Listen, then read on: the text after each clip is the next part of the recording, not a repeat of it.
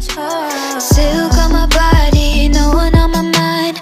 Platinum dreams and single nights. When did I get so unimpressed? Hola, j'espère que vous allez bien. Hop hop hop, pause. Pour ceux qui n'auraient pas vu la vidéo qui est sortie mercredi, du coup je vous présente Jeanne, une bonne amie à moi avec qui on a décidé de raconter nos pires anecdotes. Aujourd'hui, je vous retrouve donc pour la partie 2 de nos anecdotes. C'est pas que je n'avais pas de pépites de chocolat. T'as mis mes des morceaux de chocolat dessert. Du coup, pour continuer sur une anecdote un peu sur la drague et tout, c'est une anecdote qui m'est arrivée il y a genre 4 jours. Donc ça, je suis pas au courant pour le coup. T'es pas au courant pour le coup. Et donc je l'ai noté parce que c'est bon, il y a eu des anecdotes peut-être drague un peu plus drôles et tout, mais je trouvais que celle-ci était vachement originale. Donc pour t'expliquer, j'étais à la poste il y a 4 jours pour porter un colis et mettre de l'argent sur mon compte, tu vois, bref. Et il se trouve qu'avec la période Covid, on n'a pas le droit d'être beaucoup dans la poste, tu vois, maintenant. Du coup, il y a une longue attente à chaque fois. Et puis j'arrive un peu vers l'heure de pointe, voilà, 10h30, 11h, il y avait pas mal de monde, donc bref, je me mets dans la file et tout. Puis moi, je suis sur mon téléphone, quoi, la base, tu vois, je suis sur mon téléphone, comme tout le monde. Et je suis sur mon tel, etc. Et il y a des gens derrière moi, alors je vois qu'il y a des jeunes, mais tu vois, je me retourne pas spécialement pour voir. Et sauf qu'à un moment donné, je suis sur mon portable et je vois un message qui s'affiche. Et du coup, j'avais l'habitude qu'il y a des messages automatiques qui s'affichent pour mettre que mon stockage était saturé. Puis tu vois, je mettais OK. Voilà. Et du coup, j'ai appuyé OK, mais sans vraiment lire en fait, parce que je faisais un truc sur mon téléphone, j'écrivais un message et du coup, j'ai mis OK sans lire le message. Et en fait, c'était une demande de airdrop.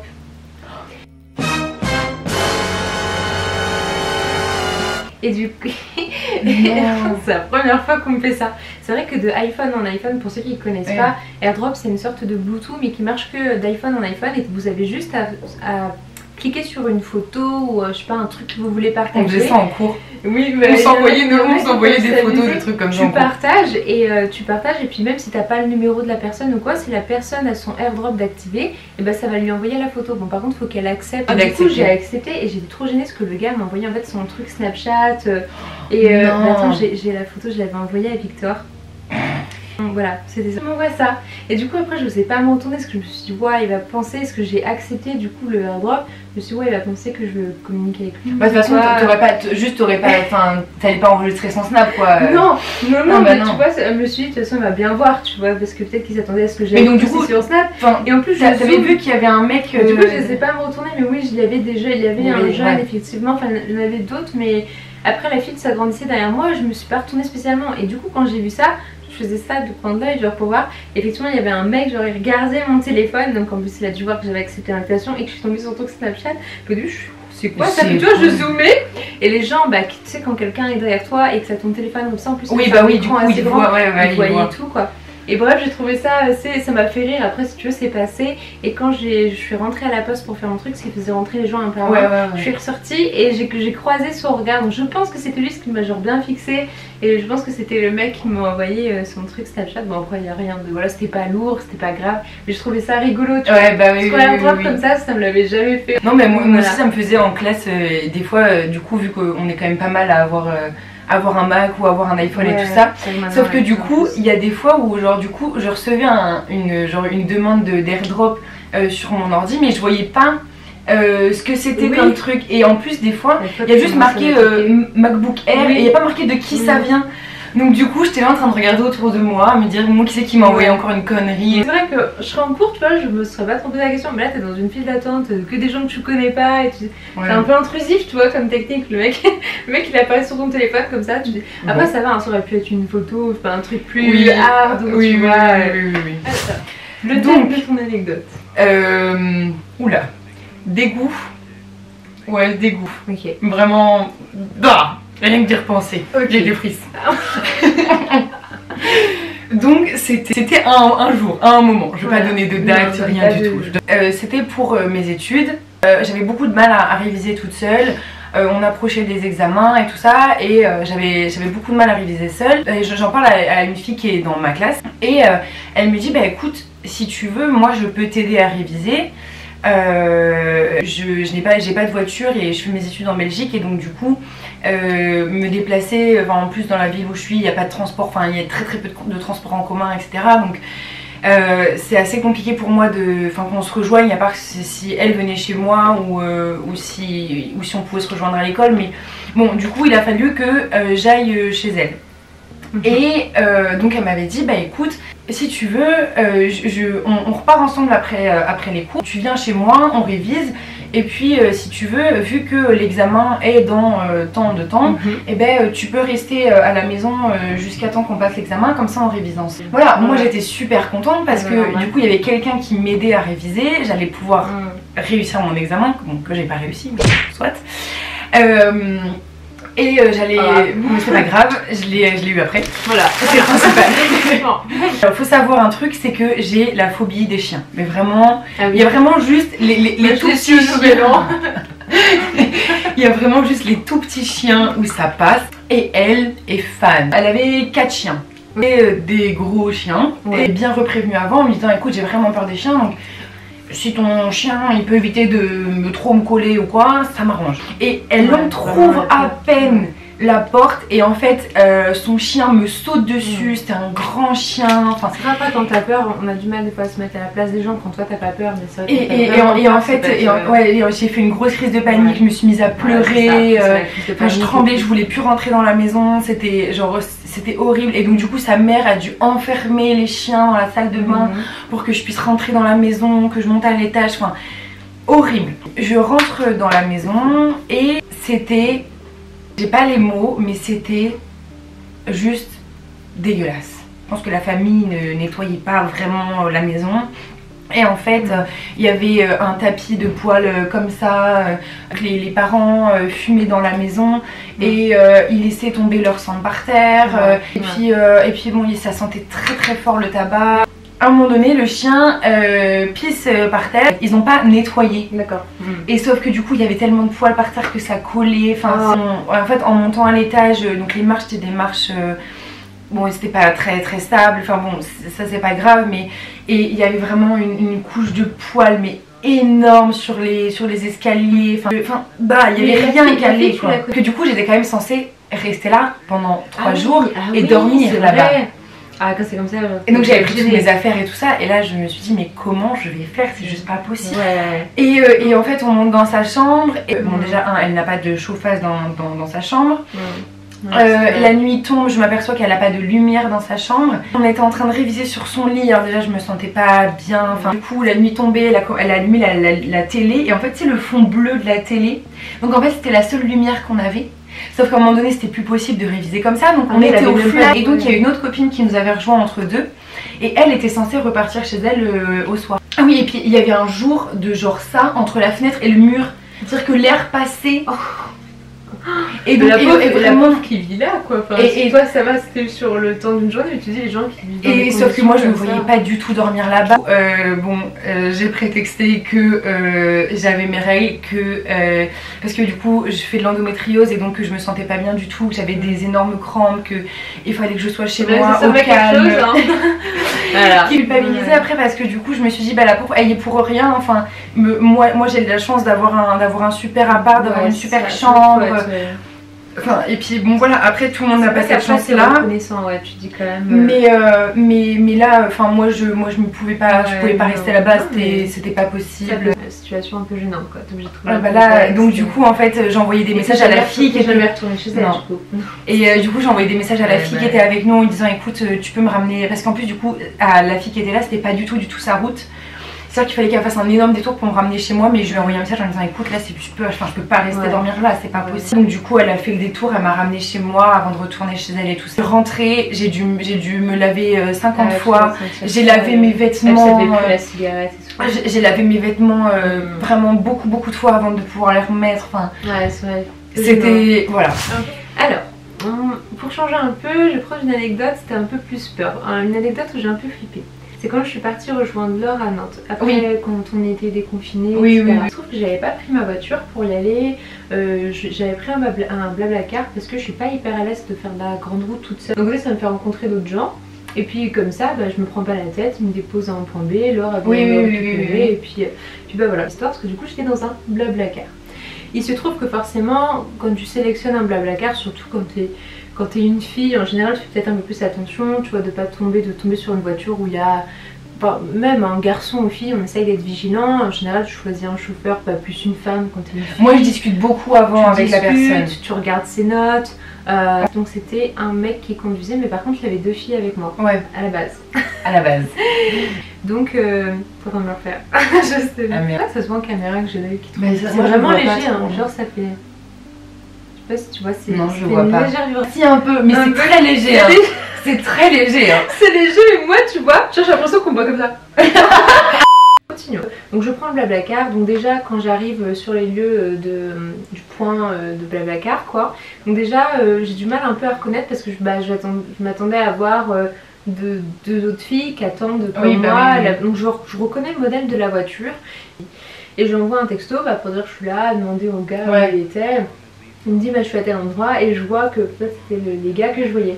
Donc j'y vais, de toute façon j'avais ma valise, j'avais pris ma place et puis voilà, fallait que je parte quoi. Mais c'était que des jeunes. Et puis je dis mais elles sont où les 2 autres? Et il m'explique qu'en fait elles ont décommandé un peu dernière minute et du coup que là on attend un 3e garçon. Du coup j'allais toute seule, la seule fille dans la voiture avec 3 garçons. Bon après voilà, après tu te dis voilà faut pas non plus faire des films tout le temps. Et puis le 3e garçon qu'on attendait en fait c'était un jeune, c'était un petit garçon qui ses parents étaient séparés et sa mère habitait à Nantes. Donc voilà, bon, c'était un petit garçon, donc je me suis dit bon, ça va. Il y a un petit avec moi. Je vais m'occuper du gosse. Et en plus, il avait l'âge de mon petit frère. Enfin, voilà, il a une quinzaine d'années. Bref, on part sur la route, etc. Bon, ça se passe bien. Au final, je commence à me détendre un peu parce qu'au début, c'est vrai que tu parles pas trop, tu connais personne. Ouais. Au début, c'est hyper stressant. J'étais la seule fille et tout. Donc au début, c'est super stressant. Puis au final, les gars commencent par ouvrir un peu la conversation, commencent par voilà, faire connaissance un petit peu. Le petit de 15 ans était beaucoup sur son téléphone, à la musique, vraiment très discret, on n'entendait pas. Et dès qu'on lui posait une question, il était un peu au ralenti et tout. Donc bon, tu vois, alors ça a l'importance pour le reste de l'histoire, tout ça. Le mec était au ralenti. le mec est au ralenti. Allez, passe la seconde maintenant, on y va. Tu vois, genre comme s'il était un peu stone. Ok. Je vois genre une moto qui coupe la route, enfin une moto de douanier. La voiture nous fait signe de nous rabattre. Donc on se retrouve en plus à quitter du coup l'autoroute. Donc la route, ils nous arrêtent sur une sorte de un truc d'herbe autour d'un rond-point. Et ils étaient plusieurs, du coup en fait ils nous ont emmenés là où il y avait d'autres voitures de police. Il y avait la police et il y avait la douane. Et ils nous demandent de tout sortir de la voiture. Bon, jusque là, je me dis bon, c'est un contrôle. Sauf que les gars étaient assez énervés. On pense à ce moment, on l'a su après, mais en fait, ils recherchaient une voiture du modèle que le gars avait. Du coup, ils nous sortent tous de la voiture, ils nous allaient tous en file indienne. Donc, fallait qu'on se... En plus, on se connaissait pas vraiment. Bah ouais. C'était que des jeunes dans la voiture, donc voilà. Et c'était en rapport avec la drogue, donc ça aidait pas.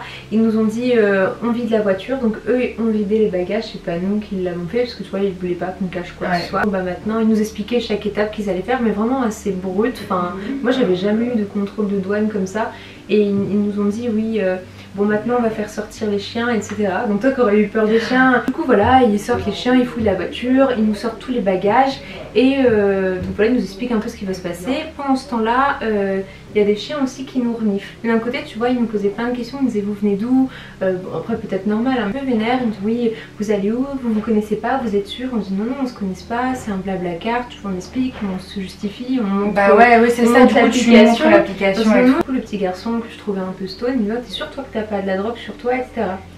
Et le petit garçon il fait pardon quoi, de la drogue, du shit quoi. Puis tu vois le flic s'énerve un peu etc. Puis moi le pauvre tu pensais qu'il était tellement innocent, on saura jamais pour vous spoiler un peu, on saura jamais en fait si vraiment il était drogué ou pas, mais c'était bizarre. Et le petit garçon pourtant il avait l'air vraiment innocent et moi tu vois je me dis ouais putain si c'est mon frère j'aurais pas aimé comme ça. Clair. Et il se trouve qu'au même moment l'autre équipe s'arrête sur un bagage et dit c'est à qui ça, et ils sortent un sac à dos et c'était au petit garçon, enfin au petit garçon qui est le plus jeune de la bande quoi. Là l'autre équipe fait ça m'étonne pas, le chien vient de s'arrêter sur lui justement. Et du coup ils lui ont dit on te repose la question, t'es sûr que t'as pas de la drogue sur toi? Et lui il dit non, il dit je touche pas à ça. Puis, en fait tu vois le petit garçon genre tu sentais vraiment angoissé, il avait du mal à sortir les mots de sa bouche. Moi tu vois j'ai limite, on se regardait tous tu vois. Et t'as le chauffeur du coup du Blablacar qui se permet d'intervenir et dit par contre je tiens à vous dire quand même qu'il est mineur, allez-y doucement parce qu'il franchement il le malmenait. Ouais. Et il le secouait un peu, et il prenait son sac à dos, ils se sont dit bon bah allez hop, on vide le sac à dos sur le capot de la voiture. Le mec du Blablacar qui me regarde, qui me dit tu vois. Donc déjà les chiens ils marchaient sur la banquette et tout, ils ont retourné la voiture. Même nos bagages ils ont tout retourné, ils font leur boulot, peut-être qu'on est tombé sur une équipe, voilà, je doute que tout le monde ne travaille pas comme ça. Donc, ils nous disent oui on sait très bien, on a sa carte d'identité, on sait qu'il a 15 ans, mais on a le droit de le fouiller, etc. Et donc ils ont le droit je crois, mais que avec la présence d'un adulte, étant donné que vous étiez tous adultes. Voilà, nous on est adultes, donc on a dit voilà, nous on le connaît pas, on n'est pas son tuteur légal ou quoi. On dit ouais mais bon en fait son père nous avait fait confiance entre guillemets, nous avait mis au Blablacar avec lui, donc voilà. C'est vrai que selon la politique Blablacar, je sais pas comment ça fonctionne. Mais bon bref, du coup on s'est retrouvés coincés un peu comme ça. Donc il vide le sac sur le capot de la voiture. Et là c'est ça le moment un peu épique, c'est parce que ils trouvent du coup il y avait une petite boîte, et dans la boîte ils se sont dit on a trouvé de la drogue, tu vois, donc là ils font j'ai quelque chose, et ils ouvrent la boîte, en fait il y avait une petite photo de sa maman, des clés, enfin tu vois il y avait ses petites affaires tout bien rangées, genre le petit garçon tu vois qui bat chez sa mère puis qui a ses petites affaires rangées par son père et tout. Et le chien reniflait un truc, en fait il y avait juste des biscuits dans sa poche quoi, enfin c'était un peu bizarre. Mais ils s'énervent un peu, ils ont dit oui t'as rien dans ton slip.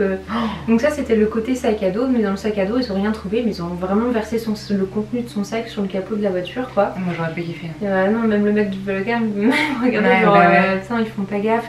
Et à côté t'avais le chien qui reniflait le petit garçon, donc ils ont dit au chien, après je pense que c'était pour impressionner, mais ils ont dit vas-y fais-toi plaisir, t'as le droit, donc ils ont appelé le chien, je sais plus comment il s'appelait, mais ils ont dit vas-y t'as le droit et tout, montre-nous, allez cherche. Et puis du coup le chien était vraiment en train de renifler au niveau des parties, et puis ils lui ont dit t'es sûr que t'as rien, parce que le chien il va trouver, hein. Non mais il va trouver, il va te mordre etc, si t'en as dans le slip tant pis pour toi. Tu vois, vraiment ils ont parlé comme ça, et moi je me suis dit waouh, et on se regardait tous parce que personne se connaissait, donc on s'est dit ouais peut-être qu'il a vraiment de la... Et, franchement le chauffeur du Blablacar il dit putain on est dans la merde, on va tous se faire arrêter. Après je pense qu'on aurait réussi à justifier qu'on se connaissait pas et que c'était juste un covoiturage. Mais sur le coup je me suis dit waouh, ils mettent un peu la pression aux gamins. Au départ à nous tous, puis après ils sont vraiment focalisés sur le gamin. Ils nous ont aidé quand même à ranger la voiture. Bon, ça va. Un petit peu. Je crois qu'ils se sont excusés, on s'excuse du dérangement quand même. Mais après genre ils se sont vraiment radoucis d'un coup et ils nous ont dit bon bah voilà, bon voyage etc, profitez bien. Mais tu vois vraiment, alors que ils sont vraiment passés du coq à l'âne quoi. Au début c'était vraiment vous allez où etc, vous faites quoi. En fait je pense qu'ils avaient vraiment peut-être repéré une voiture du même modèle que la nôtre, et que peut-être qu'on leur avait interpellé qu'il y avait un trafic ou quoi, ils ont vu des jeunes et puis du coup voilà. Mais après ils se sont excusés, ils ont vu qu'on n'avait rien et que c'était pas nous, que c'était trompé de personne quoi. Le petit par contre on ne saura jamais, c'est vrai qu'il était un peu stone etc.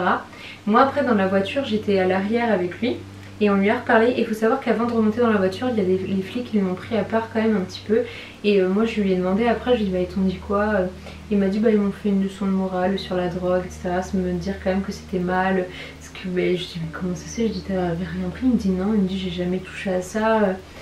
Après voilà je sais pas si je pouvais le croire ou pas, mais bon je lui ai dit tu sais tu peux me dire, je vais pas balancer, de toute façon on se reverra pas, c'est ça, on s'en fout. Et non il m'a dit non je te jure et tout. Et le gamin il était pas bien, et du coup il a même appelé son père dans la voiture, il dit papa je me suis fait arrêter et tout, les flics ils m'ont menacé que le chien les morde. C'est vrai que c'est clair que moi j'aurais paniqué. Et puis souvent à 15 ans il avait envie de chialer, il avait les larmes aux yeux et tout. Donc moi je le rassure un peu parce que tu vois, je me suis dit ça pourrait être mon petit frère et tout. J'étais pas bien pour lui, et du coup son père qui était en panique au téléphone il me dit il se passe quoi et tout. Du coup il nous demande à nous. Donc voilà, on explique qu'on s'est fait arrêter, qu'on a eu un contrôle de douane et que c'est un peu dégénéré parce que le petit était soi-disant, enfin son fils était suspect. T'imagines celui que tu suspectes le moins, le petit de 15 ans qui est dans son coin, qui fait pas de bruit, qui a l'air tout timide et tout, et tu dis au final il transporte du shit sur lui ou quoi, et tu te fais bam. On sait pas, c'est vrai que c'est son père qui nous avait, tu t'imagines que c'est un trafic, on sait pas. Mais bon au final on saura peut-être jamais, mais en tout cas ils ont rien trouvé, donc après on est tous... on a passé de bonnes vacances au final. Au final on a rigolé parce que chaque fois il m'arrive des trucs. Moi alors quand j'ai vu l'heure elle me dit mais t'es en retard et tout, je fais oui désolé. Déjà par SMS je fais faut que je te raconte, je viens de me faire arrêter par la douane, j'ai genre 30 minutes de retard et tout. Ah putain. Voilà. Voilà pour l'histoire. On va vous raconter une dernière anecdote. Donc du coup une anecdote qu'on a en commun toutes les deux. Bon, c'est un truc, il n'y a rien de fou, mais c'est la façon Il n'y a rien de fou, mais c'est la façon dont on s'est vraiment rencontrés. On a travaillé toutes les deux en tant qu'hôtesse d'accueil au stade Océane pour les matchs du HAC. Voilà, les matchs du HAC. Ouais. Et on était en carré VIP. Voilà. Il y avait le salon présidentiel et puis de chaque côté il y avait les loges, voilà, privées, tout ça. Toutes les deux du même côté de la porte. En fait, ouais, de la porte. On contrôlait les badges. Il y avait une fille, il y avait Jeanne et moi, on était de chaque côté de la porte pour contrôler les badges, etc. Et c'était avant le match ou c'était pendant le match où ils nous ont dit Je crois que c'était pendant. Et puis en fait, on voyait un mec qui rôdait, un mec en costard. Un beau blond, on peut le dire, un grand blond. Un mec en costard bleu. Voilà, un mec assez stylé en costard, mais il y avait un truc qui nous choquait, c'était Stan Smith. Il avait des Stan Smith, et tu sais, quand tu vois un mec genre en costard et tout, tu t'attends à voir des belles pompes, des mocassins, tout ça. Il avait des Stan Smith. Et le mec, il avait des Stan Smith vert pourri. Et avec John, au début, on s'amusait un peu à rigoler là-dessus parce qu'on le voyait tourner. Nous, il faut savoir qu'on surveillait au niveau de la porte, donc bah. On bougeait pas en fait, on restait vraiment là tout le match. C'était quelqu'un qui bossait sûrement pour eux parce qu'il connaissait des gens du staff, etc. Mais il faisait beaucoup d'allers-retours vers nous. Puis à un moment donné, on voit qu'il rôde un peu vers nous et il s'approche vers nous. Vas-y, je te laisse raconter parce que moi je sais pas comment raconter. Plus tout. Je crois qu'il a dit est-ce que je peux vous filmer? Ouais, il a dit en gros, il fallait la vidéo. Mais je sais pas où elle est. Mais moi j'ai jamais vu la vidéo. Je n'ai jamais vu la vidéo. Ceci dit, je suis pas sûre vraiment de vouloir la voir. Mais en gros, il fallait qu'il tourne. On avait vu la vidéo. Moi je l'ai jamais vue. En fait, il fallait qu'il tourne une capsule vidéo pour faire la promotion.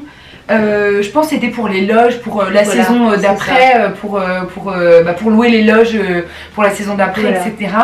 Et donc, en fait, il avait un petit appareil photo et il fallait qu'il filme. Et donc il fallait qu'il arrive vers nous et que nous on dise bonsoir, bon match. Il y avait d'autres personnes et oui, c'est ça, oui. Et bref, c'était pour nous. Et donc du coup on était chacune du côté de la porte. On se regarde, on fait bon, on fait quoi? Puis moi c'était à l'époque où je commençais un peu sur Instagram, je suis ouais vas-y, puis toi tu me fais ouais je suis pas trop à l'aise. Moi je suis pas à l'aise du tout. Et puis il m'a dit bon vas-y je te suis et tout. Du coup on s'est dit oui on va passer je sais pas où, on savait pas si c'était au départ, on savait pas trop pourquoi c'était. Oui on savait pas trop. Il nous avait expliqué qu'en gros c'était une vidéo promotionnelle, que bon on lui a fait confiance, il était quand même rentré, il avait le badge du staff etc. Donc bon. Et il commence à nous filmer, donc puis nous on avait à ce moment-là nos petites robes d'hôtesse, le chignon, le badge. Et puis on avait l'air un peu con parce que du coup il fallait simuler le fait qu'il rentre, fallait refaire la scène comme s'il rentrait avec son badge et que nous on contrôlait son badge et on le laissait rentrer en carré VIP. Ajouté sur Insta. Oui, ajouté sur Insta.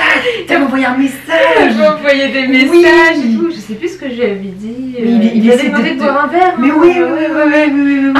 Tu avais dit que tu pouvais pas ou je sais pas. J'avais trouvé une excuse. J'avais dit que j'avais mon copain de l'époque. Oui, c'est ça. T'étais encore en couple là. J'étais encore en couple. Du coup voilà. C'était l'anecdote. Je rigole parce que je pense que t'as failli dire ah non c'est ça, tu t'es dit non, pas dire. Tu étais en couple à ce moment-là, voilà. Tout à fait. Donc bah voilà, on espère que cette vidéo vous aura plu, vous aurez pu siroter un petit thé, manger des petits gâteaux en même temps d'écouter nos petits potins. On fait des gros bisous. Gros bisous. Et à bientôt. À bientôt. Ah oui, n'oubliez pas de vous abonner. Ciao ciao.